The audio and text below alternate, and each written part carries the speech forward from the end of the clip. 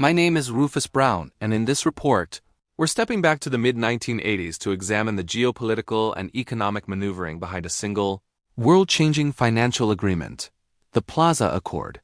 We will dissect how America, facing a severe domestic crisis, executed a brilliant piece of coordinated diplomacy to force Japan to the negotiating table, fundamentally altering the trajectory of the Japanese economy. To understand the Plaza Accord, we must first understand the early 1980s American economy. Under President Ronald Reagan, the U.S. implemented a mix of massive tax cuts and significant increases in military spending. This policy mix, often called Reaganomics, led to soaring budget deficits.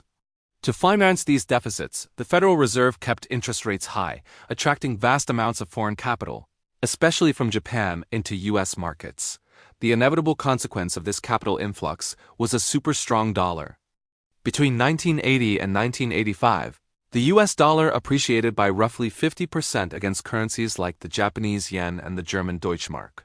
While a strong dollar signaled American economic confidence, it was devastating for American industry.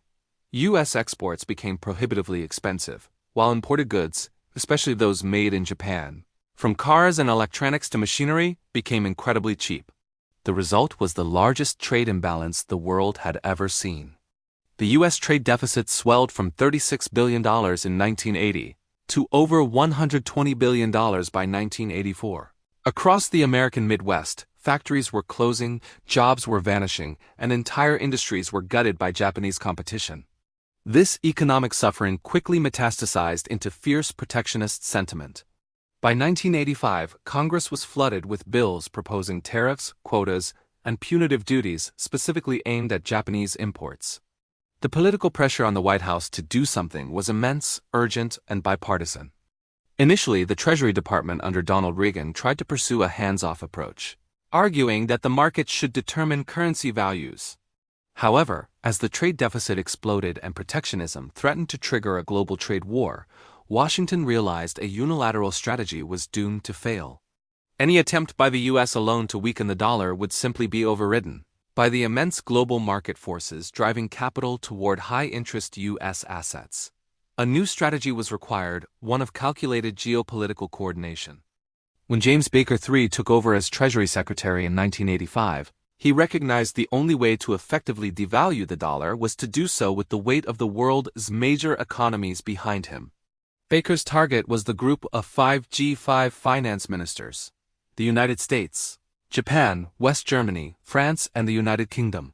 His core strategy was to convince these allies that the immediate threat of American protectionism, which would hurt their own export economies, was a greater risk than currency market intervention. Baker essentially used the U.S. Congress as his diplomatic weapon, holding the threat of crippling tariffs over their heads. The deal Baker offered was simple. The G5 countries would jointly intervene in foreign exchange markets to weaken the dollar against the yen and the mark. This would save them from hostile U.S. trade legislation. It was an offer to cooperate to avert a crisis caused, ironically, by America's own fiscal policy. While the G5 consensus was crucial, the most significant element of the agreement was the correction of the yen-dollar exchange rate. The yen was widely considered the most undervalued major currency and therefore had the furthest to rise. The negotiations with Japan were arguably the most tense, and the American pressure campaign was relentless. The Japanese government, under Prime Minister Yasuhiro Nakasone, was caught in an impossible bind. On one hand, the powerful export sector, which formed the backbone of the Japanese economic miracle, wanted the weak yen to continue to fuel profits. They feared a strong yen would destroy their international price competitiveness. On the other hand, resisting the U.S. Treasury meant inviting direct, targeted legislation from Congress that could choke off access to their most crucial market, America. The U.S. delegation, led by Baker, made it clear. The political climate in Washington had reached a boiling point. The narrative shifted from one of simple trade imbalance to one of burden sharing. America argued that while its budget deficit was a domestic problem, the resulting currency misalignment was a global problem that Japan, as a leading economic power, had a responsibility to help solve. Crucially, the Japanese Ministry of Finance understood that losing the American market through tariffs was an existential threat. The potential cost of immediate currency appreciation, however steep, was preferable to the certain crippling cost of trade war. Nakasoni's government reluctantly conceded that intervention was necessary to preserve the broader U.S.-Japan security and economic relationship. The final agreement was forged in secrecy. On September 22, 1985, the finance ministers and central bank governors of the G5 nations met at the Plaza Hotel in New York City. The resulting statement, the Plaza Accord, was stunning in its clarity and resolve. The central commitment was explicit. The G5 acknowledged that the dollar had appreciated significantly against other major currencies, and that some further orderly appreciation of the main non-dollar currencies against the dollar is desirable.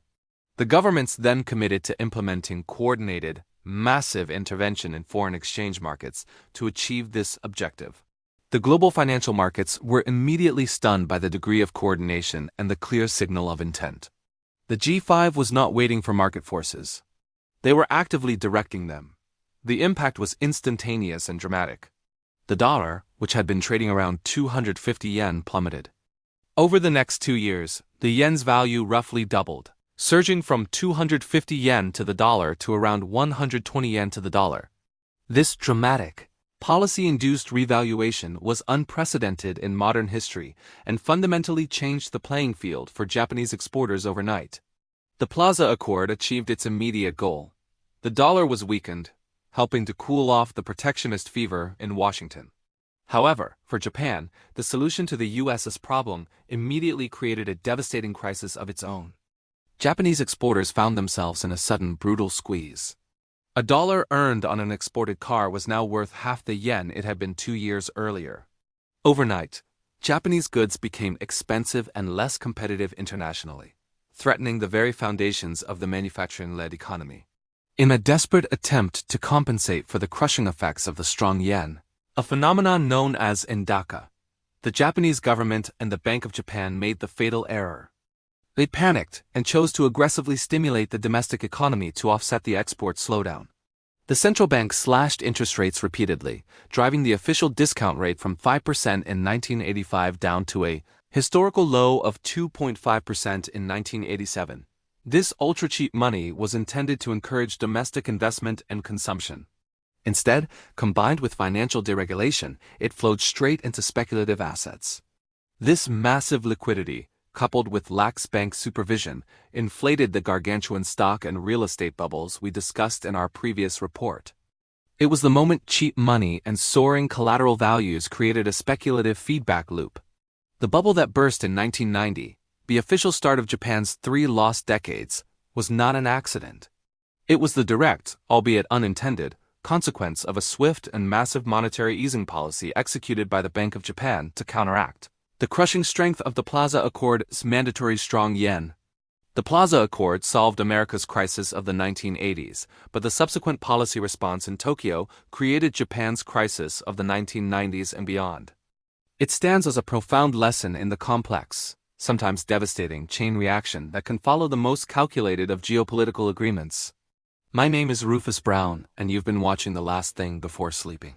If you found this deep dive into the geopolitical pressures that forged the Plaza Accord insightful, please give the video a like and subscribe.